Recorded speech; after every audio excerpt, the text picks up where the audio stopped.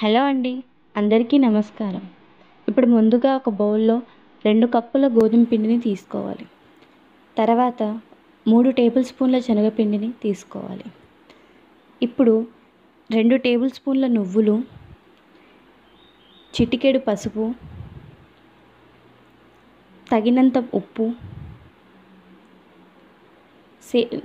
టేస్ట్కి సరిపడ కారం తీసుకోవాలి.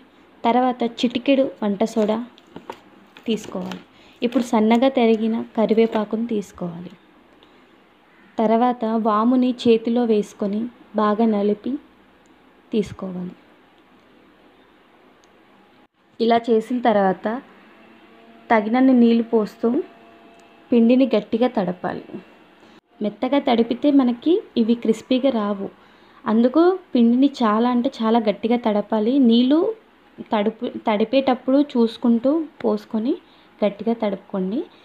ఇప్పుడు చివరగా కొంచెం ఆయిల్ వేసి పిండిపై ఇలా ఒకసారి మళ్ళీ బాగా కలుపుకొని ఒక 15 నిమిషాలు దానికి రెస్ట్ ఇవ్వండి.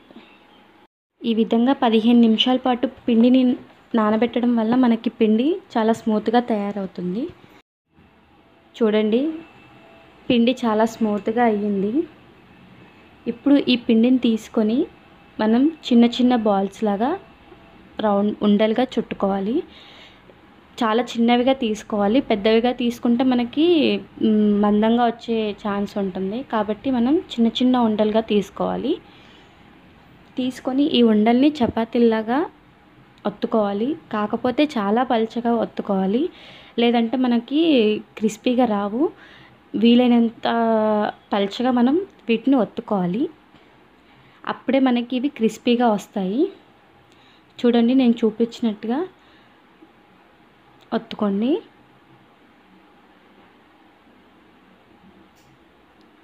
చూడండి ఎంత పలుచగా వచ్చిందో.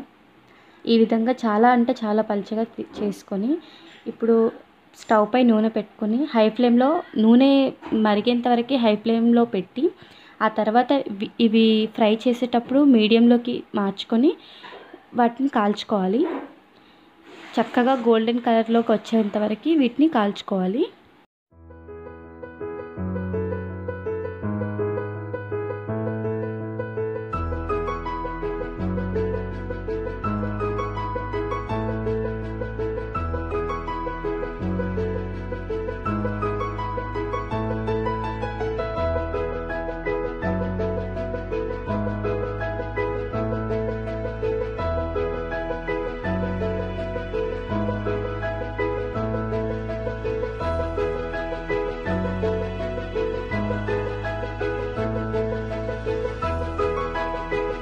చూసారు కదండి ఎంత క్రిస్పీగా వచ్చాయో.